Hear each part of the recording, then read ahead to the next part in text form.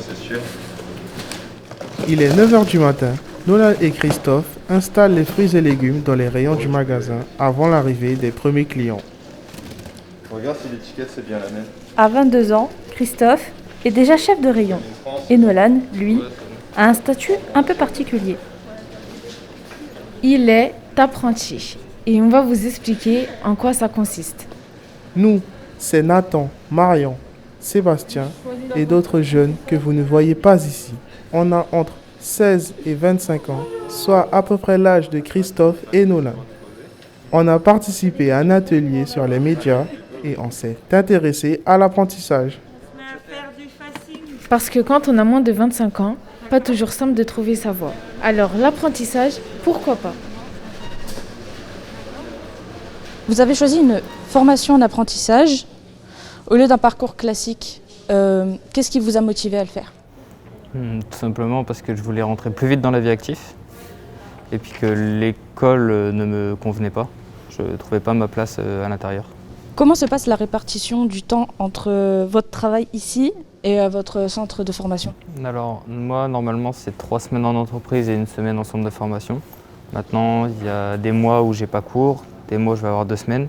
Ça dépend, mais sinon c'est 3 semaines d'entreprise et 1 semaine de cours. Et en cours, je fais aussi 35 heures comme en semaine de travail. La personne qui a recruté Nolan, c'est elle, Nathalie Cornet. Cela fait 23 ans qu'elle embauche des apprentis. Vous êtes un chef d'entreprise très engagé dans l'apprentissage. Qu'est-ce qui vous plaît dans ce système-là ? Ce qui me plaît et puis ce qui me permet de continuer, c'est de voir les jeunes arriver chez nous en n'étant pas forcément sûrs d'eux et les voir s'épanouir quand ils en ressortent. À chaque fois qu'il y a un apprenti qui sort avec son examen, on est fiers d'eux, on se dit qu'on a œuvré pour quelque chose de concret. Christophe est justement un ancien apprenti. Après son diplôme, il a directement été embauché par son entreprise. Vous avez fait une formation en apprentissage comme Nolan. En quoi elle vous a aidé à trouver un emploi ? En quoi elle m'a aidé ? En fait, c'est très simple. Quand vous faites un diplôme en CFA, vous avez l'expérience derrière. Quand vous êtes en lycée professionnel, vous ne faites que de la théorie. Et le gros point fort du CFA, c'est qu'il y a énormément de pratique.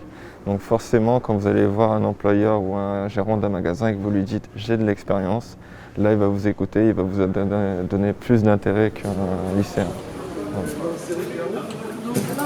L'apprentissage, c'est aussi le pari de Margot, 25 ans. On la rencontre dans l'autre lieu essentiel de cette formation, avec l'entreprise, un CFA, le centre de formation des apprentis. Margot est en reconversion. Avant, elle dirigeait des centres de loisirs pour enfants.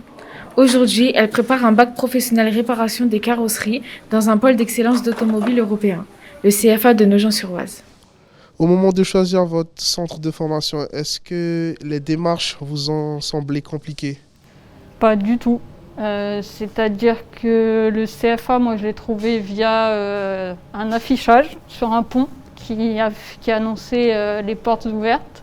Je me suis rendue à ces portes ouvertes, j'ai discuté avec pas mal de monde et en discutant, on m'a très vite donné les papiers à remplir et la voie à suivre.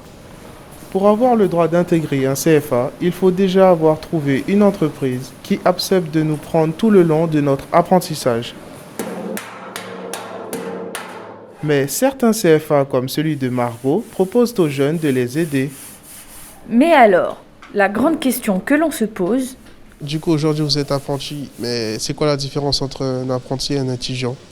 La différence entre un apprenti et un étudiant, elle est toute simple et je commencerai par le salaire. C'est-à-dire qu'un étudiant, il va aller en cours, il va apprendre des choses, mais il ne va pas être rémunéré. Qu'un apprenti sera rémunéré car il ira à la fois en cours et à la fois en entreprise. Et c'est-à-dire que même le temps passé en cours, donc au CFA, nous est payé. Donc on a un salaire entier. Car oui, les apprentis sont des salariés, ils ont un contrat de travail. Par exemple, Margot, qui est employée dans un garage, gagne 1 400 € net par mois.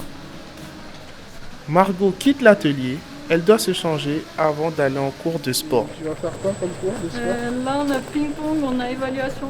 Dans les CFA, on a non seulement des cours pratiques, mais aussi des cours généraux, comme au lycée. Je vous laisse rentrer. À présent, on a rendez-vous avec une personne très importante dans l'apprentissage, une formatrice. C'est l'équivalent d'un professeur, mais ici, elle donne des cours en atelier. Cet univers, ça permet aux jeunes de participer à la pratique au quotidien régulièrement. Donc on a différents univers, on a celui-ci où on retrouve différents espaces. Magasin de vêtements Par ici. Ou supermarché. Magali Bourbier forme des apprentis en technique de vente dans cet atelier depuis 10 ans. Les parents qui pensent que l'apprentissage, c'est pas une bonne voie pour les enfants, vous en pensez quoi? Alors, on a de moins en moins ce type de réflexion de la part des parents, une chance. Et effectivement, l'apprentissage, c'est la possibilité pour le jeune d'apprendre réellement un métier, puisqu'il sort avec des compétences professionnelles et il peut continuer à se perfectionner, c'est-à-dire à passer des diplômes supérieurs, tout en étant en apprentissage. Et c'est vrai que nous, on peut s'apercevoir qu'avec ce public, c'est des jeunes qui ont une certaine maturité au fur et à mesure des années. Ils acquièrent une certaine maturité et une certaine indépendance, puisqu'effectivement, ils sont rémunérés en parallèle. Et donc, ce sont des jeunes qui, effectivement, pour moi, grandissent beaucoup plus vite que d'autres qui restent dans un cursus classique. Selon le ministère du Travail, malgré la crise sanitaire, en un an, plus 20% de contrats d'apprentissage ont été signés. On en sait maintenant beaucoup plus sur l'apprentissage et la diversité des métiers concernés. Et vous, quel métier voulez-vous apprendre ?